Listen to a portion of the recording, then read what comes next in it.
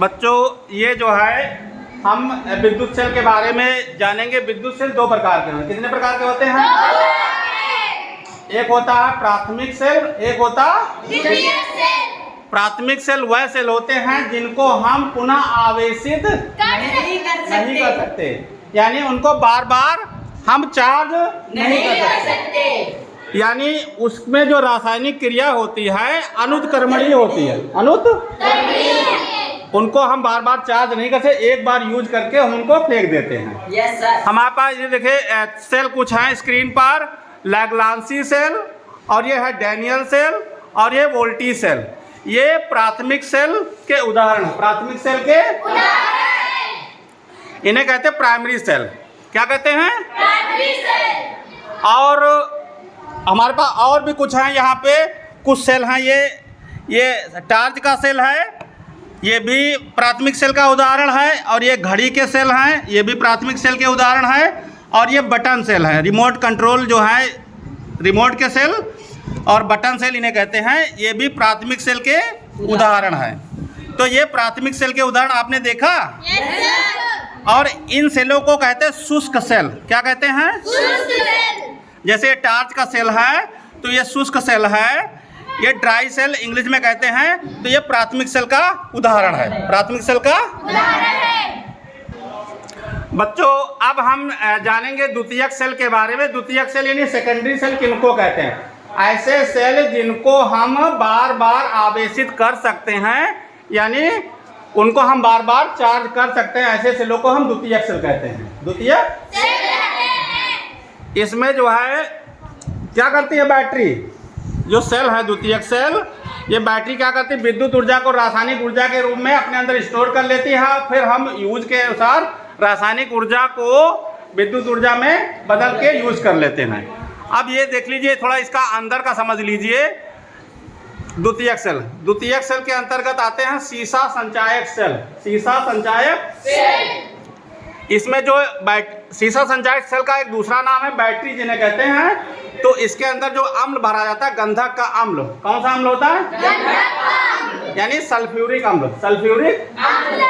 और इसमें देखिए जो इसमें प्लेटें होती हैं लेड की, लेड और लेड परऑक्साइड। इसीलिए लेड माने सीसा होता है, इसीलिए बैटरी को सीसा संचायक सेल भी कहा जाता है। तो लेड की जो प्लेटें होती हैं, लेड परऑक्साइड की धनावेश होता है और लेड की जो सीसा की जो प्लेट होती है ऋणावेश में होती है। ठीक है? तो ये सीसा संचायक सेल इसको कहते हैं।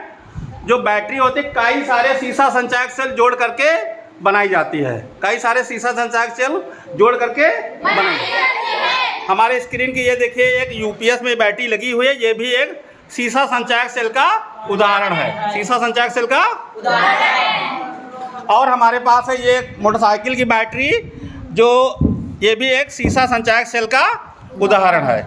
ये एक मोबाइल की बैटरी है, ये भी द्वितीयक सेल का उदाहरण है। और ये एक इमरजेंसी लाइट की टार्च की बैटरी है, ये भी द्वितीयक सेल का उदाहरण है। एक छोटी सी इमरजेंसी लाइट थी, ये लिथियम बैटरी होती हैं जो मोबाइल में लगती है, लिथियम बैटरी। ये देखिए मोबाइल की है, ये भी एक लिथियम बैटरी है, ये भी द्वितीयक सेल का एक उदाहरण है, द्वितीयक सेल का उदाहरण है।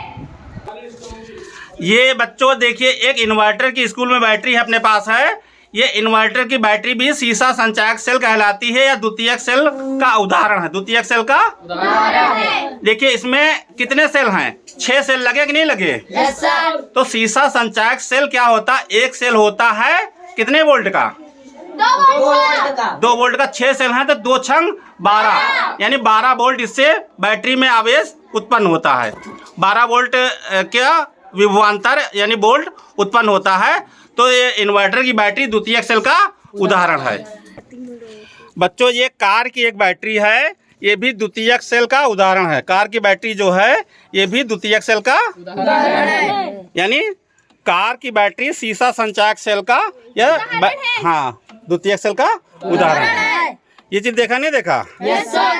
द्वितीयक सेल के बारे में आपने देखा नहीं देखा? Yes sir. द्वितीयक सेल जो हमारे पास जो कार की बैटरियां होती हैं इनको कहते हैं बैटरी या सीसा संचायक सेल या द्वितीयक सेल। ये सब आपने बैटरी, कार की बैटरी देखा आपने, अभी इन्वर्टर की बैटरी देखा, कई सारी बैटरियों को आपने देखा। तो ये द्वितीयक सेल का उदाहरण है।